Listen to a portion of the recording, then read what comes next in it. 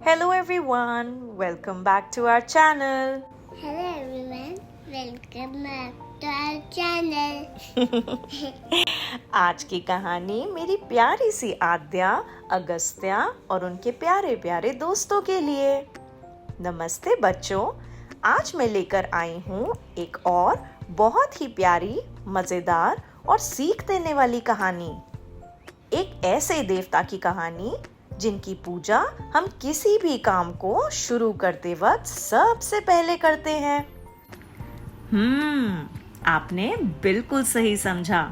ये कहानी है हमारे प्रिय भगवान गणेश जी यानी गणपति बप्पा की। तो चलिए आंखों को बंद करते हैं और मन में एक सुंदर सी तस्वीर बनाते हैं और शुरू करते हैं आज की कहानी। तो बच्चों, बहुत समय पहले की बात है। कहानी शुरू होती है हिमालय के बर्फ से ढके पर्वतों से। वहां रहती थी माता पार्वती जी। एक दिन वह स्नान करने यानी नहाने जा रही थी और माता पार्वती ने अपने शरीर की मिट्टी ली और उस मिट्टी से एक प्यारा सा बच्चा बनाया। उन्होंने अपनी दिव्य शक्तियों से उस प्यारे से बच्चे में प्राण डाल दिए और वह जीवित हो गया। वह बच्चा तो दिखने में बहुत ही प्यारा था और उसका नाम रखा गया गणेश। गणेश जी माँ के बहुत आज्ञाकारी थे, यानी वे अपनी माँ की हर बात मानते थे। माता पार्वती जी ने उनसे कहा, बेटा, जब तक मैं स्नान कर रही हूँ तुम दरवाजे पर ही रहना और पहरा देना। ध्यान रहे किसी को भी अंदर मत आने देना। गणेश जी ने माँ से कहा, चिंता मत कीजिए माँ, जब तक आप नहीं कहेंगी कोई भी अंदर नहीं जाएगा। अब कुछ देर बाद भगवान शिव वहां आए। वो घर के अंदर जाना चाहते थे, पर जैसे ही उन्होंने दरवाजा खोला, सामने खड़े थे छोटे से गणेश जी। और गणेश जी ने हाथ बढ़ाकर कहा, रुक जाइए, मेरी माँ का आदेश है और इसलिए मैं किसी को अंदर नहीं जाने दूंगा। ये सुनकर शिव जी ने कहा, मैं तो इस घर का स्वामी हूँ और तुम कौन हो जो मुझे रोक रहे हो? गणेश जी ने दृढ़ आवाज में कहा, आप कोई भी हो, पर मेरी माँ का आदेश है और मैं उनकी आज्ञा नहीं तोड़ सकता, इसलिए आप अंदर नहीं जा सकते। फिर यही बात सुनकर भगवान शिव जी क्रोधित हो गए। उन्होंने अपने गणों को बुलाया और कहा, इस बालक को हटाओ। लेकिन बच्चों, सोचो क्या हुआ। गणेश जी ने अकेले ही शिव जी के सभी गणों को हरा दिया। अब शिव जी और ज्यादा नाराज हो गए। उन्होंने अपना त्रिशूल उठाया और देखते ही देखते गणेश जी का सर उनके शरीर से अलग कर दिया। अब बच्चों, जब माता पार्वती बाहर आई और उन्होंने ये अद्भुत दृश्य देखा तो वो चिल्लाकर रोने लगी और उन्होंने बहुत ही दुखी स्वर में पूछा, मेरे बच्चे को किसने मारा? पार्वती जी का दुख देखकर मानो जैसे पूरा संसार ही दुखी हो उठा। देवताओं ने भी शिव जी से कहा, भोलेनाथ, आपने ये ठीक नहीं किया।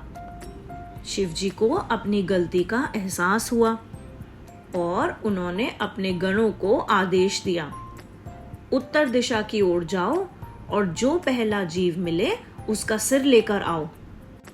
अब गण तेजी से दौड़े और उन्हें सबसे पहले मिला एक छोटा सा हाथी। उन्होंने तुरंत ही उसी हाथी का सर लेकर शिव जी को दे दिया। अब भगवान शिव ने वही सिर गणेश जी के शरीर पर स्थापित किया और उन्हें जीवन प्रदान कर दिया। जैसे ही गणेश जी जीवित हुए, सभी लोग बहुत खुश हो गए। सभी देवताओं ने उन्हें ढेर सारे आशीर्वाद दिए।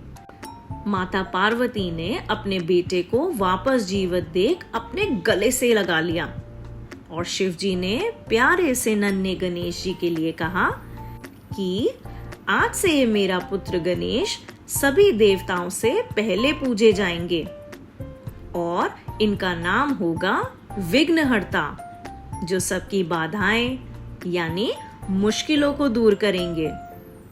बच्चों, तभी से हम हर शुभ काम की शुरुआत गणेश जी की ही पूजा से करते हैं। चाहे कोई नई किताब खोलनी हो, कोई नया काम शुरू करना हो, कोई नई गाड़ी लेनी हो या कोई भी बड़ा उत्सव ही क्यों ना हो, आपने देखा होगा कि सबसे पहले हम भगवान गणेश को याद करते हैं। हर साल हम गणेश चतुर्थी पर गणेश जी को अपने घर बुलाते हैं, उनकी सुंदर सी प्रतिमा सजाते हैं, उन्हें प्यार से मोदक और लड्डू भी चढ़ाते हैं और ढेर सारे प्यारे प्यारे भजन गाते हैं। तो बच्चों, आज की कहानी से हमने क्या सीखा? आज की कहानी से हमने सीखा कि हमें अपने कर्तव्य पर डटे रहना चाहिए और अपने माता पिता की आज्ञा हमेशा अवश्य ही माननी चाहिए। तो मेरी प्यारी सी आद्या, अगस्त्या और उनके प्यारे प्यारे दोस्तों, कैसी लगी आज की कहानी? हम फिर मिलेंगे एक और नई कहानी के साथ। तब तक के लिए खुश रहिए, सच्चे बनिए और सभी से खूब प्रेम कीजिए और मेरे साथ बोलिए, गणपति बप्पा मोरया, मंगल मूर्ति मोरया। जय श्री गणेशाय नमः।